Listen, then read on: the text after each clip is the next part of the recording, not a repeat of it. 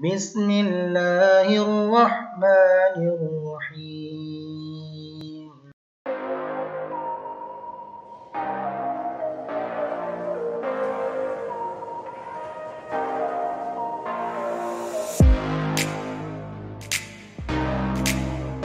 Assalamualaikum warahmatullahi wabarakatuh. Pada pertemuan ketiga kita masih membahas mengenai pemrograman PLC ya. Nah, jadi sedikit saya persingkat aja ini materinya. Dari kemarin kita, jadi di PLC itu ada namanya pemrograman berbasis digital sama analog ya. Maksudnya kalau digital itu seperti yang sudah kita bahas dari kemarin-kemarin, jadi dia berlogika kontak gitu, 1 atau 0, hidup atau mati gitu. Nah, tapi nanti pada aktualnya PLC itu juga mengolah data analog. Nah, untuk itu kita perlu belajar mengenai bentuk-bentuk sistem bilangan. Kenapa perlu? Karena ya tipe-tipe data atau bilangan ini yang akan kita proses di dalam PLC. Mungkin agak sedikit teman-teman yang sudah tahu ya. Jadi ada namanya tipe bilangan, ya, ada tipe bilangan, dan ada tipe data. Nah, tipe bilangan ini ada yang namanya desimal ya. Ini yang paling umum kita gunakan. Nah, dia itu basisnya 10 ya. Contohnya angka 435. Jadi 5 ini berbasis 10 pangkat 0. 3 ini berbasis 10 pangkat 1. 4 ini dikali 10 pangkat 2 ya. Nah, akhirnya didapatkan 435. Nah, kemudian yang kedua adalah tipe bilangan biner. Kalau desimal itu berbasis 10, nah kalau biner ini berbasis 2. Nah, jadi misalkan seperti ini ya, 11001. Jadi kita menghitungnya dari sebelah kanan. 1 dikali 2 pangkat 0. Ini pangkat 0 ya, nah, first case. 1 kali 2 pangkat 0. Ya, begitu seterusnya ya, ke kiri sini. Nah, itu yang disebut dengan tipe bilangan biner. Nah, kemudian ada namanya tipe heksadesimal. Bilangan ini berbasis 16. Nah, hitungannya itu dari 0 sampai 9. Nah, setelah 0 sampai 9 itu dia akan menuju ke huruf. Jadi 0, 1, 2, 3, 4, 5, 6, 7, 8, 9. Ya, misalkan seperti ini. Setelah 9, dia ke huruf A, kemudian B, C. Nah, artinya A ini bernilai 10. Ya. Ini 11 gitu ya. Gitu seterusnya. Oke.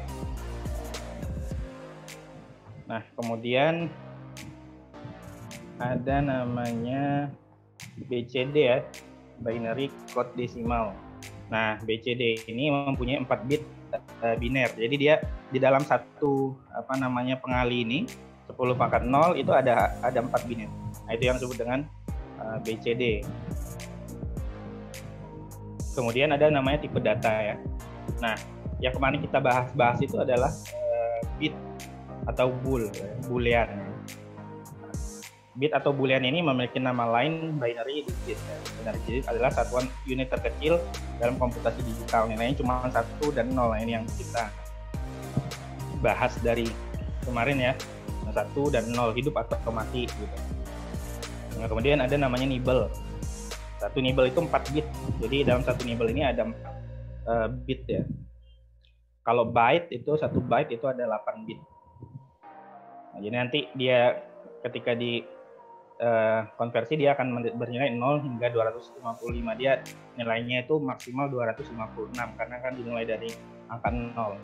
Kemudian ada word namanya. Nah, jadi satu word itu 16 bit. Nah, ini yang saya kemarin bilang kalau kita bikin misalkan normally open atau normally close, dia 0.00, berarti dia di word 1, di word 0 titik ya, 00 misal, berarti dia di bit ke 00. Atau titik 01, berarti dia di bit ke 01. Nah, di dalam PLC Omron untuk tipe compact sama modular itu word-nya berbeda ya. Jadi word itu tidak mutlak ya, biasanya aktualnya tidak mutlak di 16 bit. Ada yang namanya 12 bit. Kalau di PLC Omron itu yang untuk tipenya compact ya, atau tidak bisa ditambah jumlah I/O-nya, itu satu word itu bernilai 12 bit. Ya. Nah, kalau tipe modular yang bisa ditambah jumlah I/O-nya itu satu word itu berjumlah 16 bit. Nah, ini yang kemarin sudah kita bahas ya, instruksi-instruksi yang ada di dalam PLC. Jadi ada beberapa klasifikasi dalam instruksi. Yang pertama itu instruksi inputnya. Nah, kemarin kan kita sudah bahas load node gitu ya. Itu kalau load itu untuk kondisi normally open ya. Sedangkan load node itu untuk kondisi normally close. Nah, kemarin kita juga sudah belajar logika N. Ya. Logika N kita sudah belajar. Nah, jadi dia menghubungkan load secara seri ya. Jadi di sini ada load, kemudian di sini ada load juga. Nah, di sini output. Nah, dia terhubung secara seri. Ya, ini di sini secara seri. Artinya dua-duanya harus terhubung baru output oke, hidup. Nah, kemarin kita juga sudah belajar OR. Dia menghubungkan secara paralel ya. Nah, ini menghubungkan secara paralel. Nah, kemudian ada namanya instruksi output. Nah, di instruksi output itu ada set, reset, ya, keep, diffu, diffd. Nah, kan kita kemarin sudah ngebahas diferensiasi up dan diferensiasi down ya. Nah, yang keep itu belum kita bahas, nanti insya Allah kita coba bahas. Kalau set ini tadi dia untuk memaksa untuk hidup ya sebuah bit. Jadi kita set, ketika kita set si output itu akan on meskipun inputnya kita lepas. Nah, itu disebut dengan set. Nah, untuk mematikannya atau meng-off-kannya kita butuh yang namanya reset. Nah, kalau keep ini nanti dia menahan status dari bit yang bersangkutan. Ya, menahan bit ya, keep dari kata keep. Nanti kita coba bahas. Kemarin kita udah bahas ini ya, diferensiasi up, diferensiasi down ya. Nah, ini ya kemarin udah kita bahas juga fungsi diffu dan diffd itu seperti apa. Nah, ketika diffu dia ditekan tombol langsung 0,1 milisecond langsung dia 0,1 second hidup ya. Nah, kalau diffd itu yang down, mati dulu si inputnya baru dia hidup 0,1 second.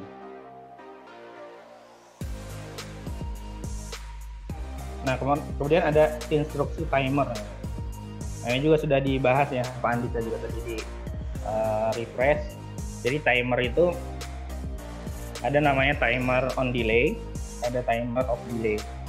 Tadi Pak Andika sudah bisa itu menjelaskan ke kalian apa itu perbedaan timer on delay dengan off delay. Kalau on delay itu dia hitungan mundur ya. Jadi ketika misalkan set value-nya 5. Nah, dipenuhi dulu set value-nya, baru dia bisa mengaktifkan coil. Ya. Nah, kalau off delay, dia menghidupkan si coil dulu, hidup sekian detik, baru mati. Nah, tadi udah dijelaskan dengan Pak Andika juga. Kemudian counter ya, kemarin kita sudah bahas juga counter. Dia mengaktifkan saat hitungan mundur itu telah terpenuhi. Ya. Bahkan tadi set value-nya 5, berarti 5 kali inputan itu masuk, baru dia bisa aktif. Nah, kemudian ada nama instruksi kontrol ya. Nah, di dalam ini ada namanya interlock, interlock clear, jump end. Nah, nanti kita coba akan bahas juga secara singkat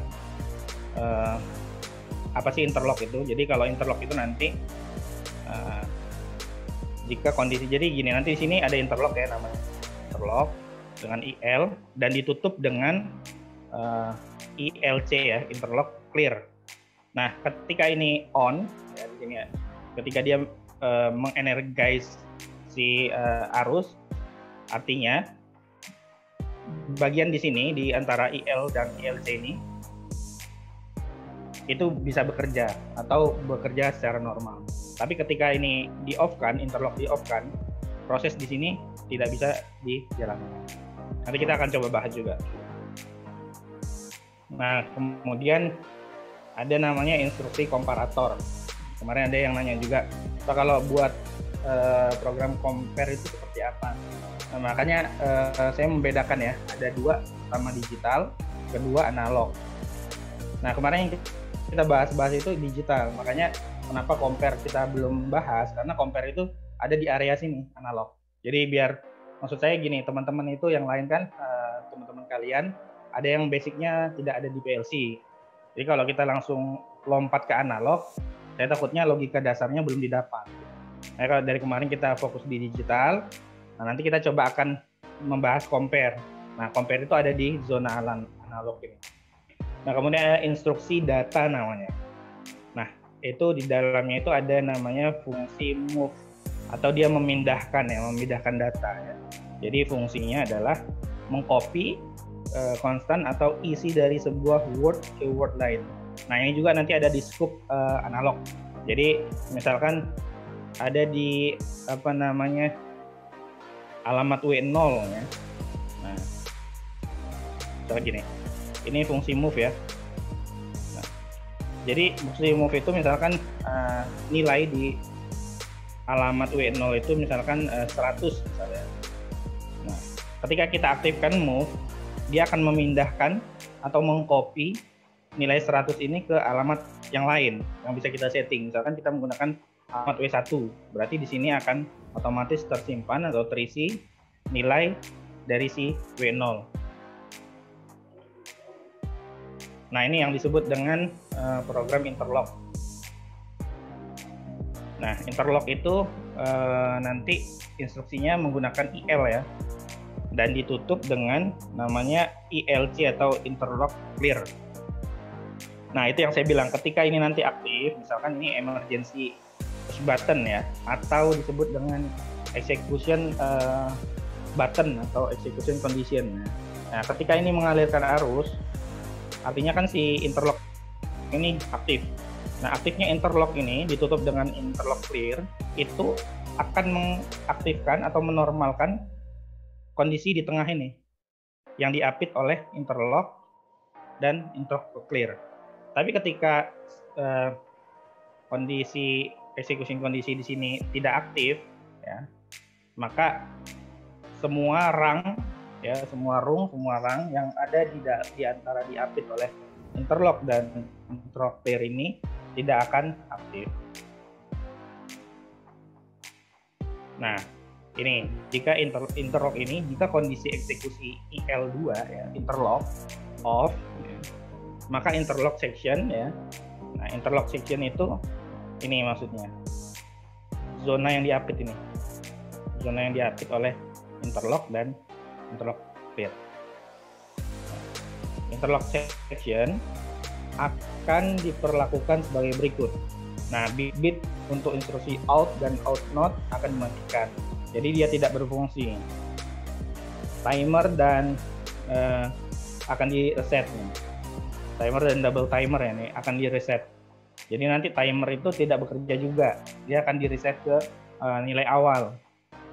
Kemudian nilai proses value ya. Proses value ini bisa kita sebut dengan set value ya.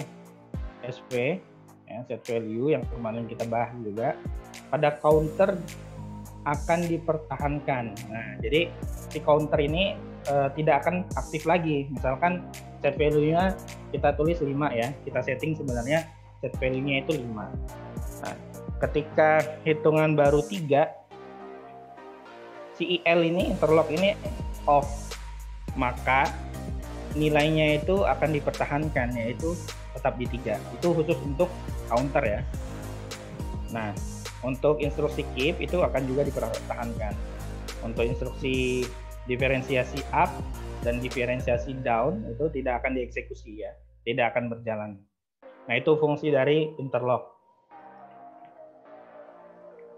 Nah, kemudian di sini fungsi jam namanya, atau melompat ya. Jadi hampir sama dengan interlock.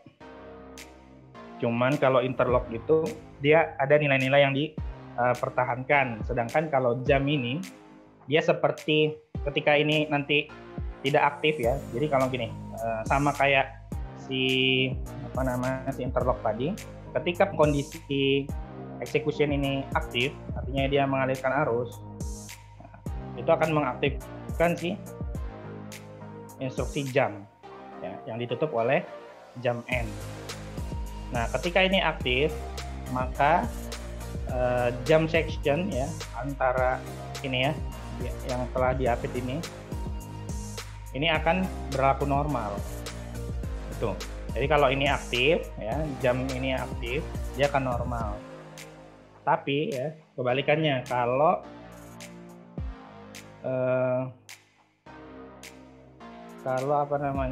dia nonaktif. Nah, kalau dia nonaktif, artinya tidak ada sinyal. Ya, di sini juga mati. Ya. Fungsi ini akan dilompati ya.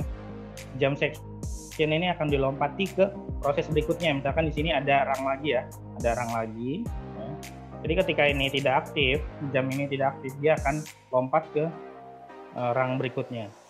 Jadi sama aja ketika ini tidak aktif itu di sini section di sini ya, section di sini itu disebut dengan no operation. Jadi ya udah nggak diapa-apain gitu, nggak diapa-apain, dilewati aja langsung ke rang berikutnya. Gitu ya. Terus ini untuk instruksi keep. Jadi keep itu hampir sama ya dengan set reset. Cuma bedanya kalau set reset itu dia sendiri-sendiri. Misalkan gini, kalau set reset sini set. Nah, kemudian di rang kedua itu yang disebut dengan reset. Nah, tapi kalau si keep ini dia dalam satu kesatuan. Jadi ada startnya, ada setnya, juga ada reset di dalam satu rang. Gitu. Kemudian ada namanya move ya tadi, memindahkan data tadi ya. Ini yang data tadi. Jadi ketika ini aktif ya, si move ini akan aktif, dia akan memindahkan ya. Nah, di sini kan ada namanya ini BCD ya, simbol dan 20. Nah, dia akan dipindahkan ke alamat W0. Nah, ini. Nah, jadi nanti W0 ini akan bernilai 20 ketika ini diaktifkan. Jadi dia mengcopy atau memindahkan data ya dari sini ke sini. Gitu. Nah, ini selanjutnya program compare ya, yang kemarin ditanyakan juga. Jadi program compare itu begini kurang lebih. Dia pakai instruksi CMP ya. Nah, nanti komparator ini atau komparasi ini akan mengcompare, membandingkan data pertama, ya, comparison data pertama dengan comparison data kedua. Misalkan begini, jadi di dalam compare ini nanti ada fungsi namanya less than, ya, greater than, ya, equals. Ya. Jadi kalau less than ini artinya kurang dari, ya, greater than itu lebih dari, ya, equals itu sama dengan. Membandingkan dua fungsi ini. Misalkan gini, comparison data 1 itu bernilai 5 ya, misal ini. Loh, ini 5. Sedangkan comparison data 2 itu bernilai 10.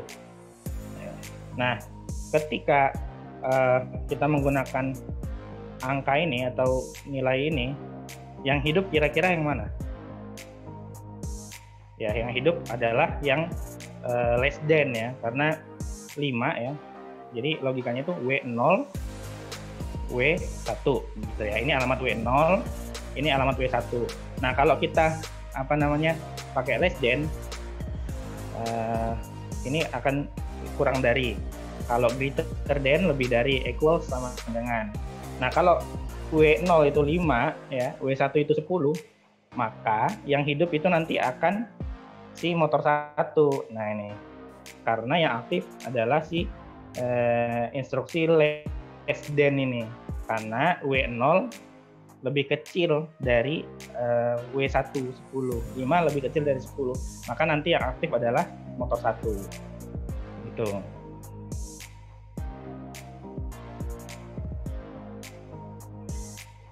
Nah, terus kalau dibalik, misalkan ini 7, ya, ini 7, ini 2, berarti yang aktif adalah yang greater than ya, atau yang lebih besar. Ini motor 2 akan aktif. Nah, kalau W0 dan W1-nya sama, misalkan sama-sama 5, ini juga 5, artinya kan W0 dengan W1 itu sama ya. Nah, kalau sama itu nanti yang si equals ini yang akan aktif. Dan dia akan mengaktifkan motor. Jadi dia compare, membandingkan dua kondisi, dua data pertama dan data kedua. Oke, itu aja ya tambahan dari saya untuk melengkapi konsep-konsep dasar dalam pemrograman PLC. Karena ini yang sangat penting nih, dasar-dasar sekali, nanti sangat banyak digunakan ya. Ini sudah saya rasa untuk dasar, untuk jadi programmer dasar itu sudah sangat cukup untuk menguasai ini. Asal ini dikuasai, saya rasa bisa develop bermacam-macam programnya.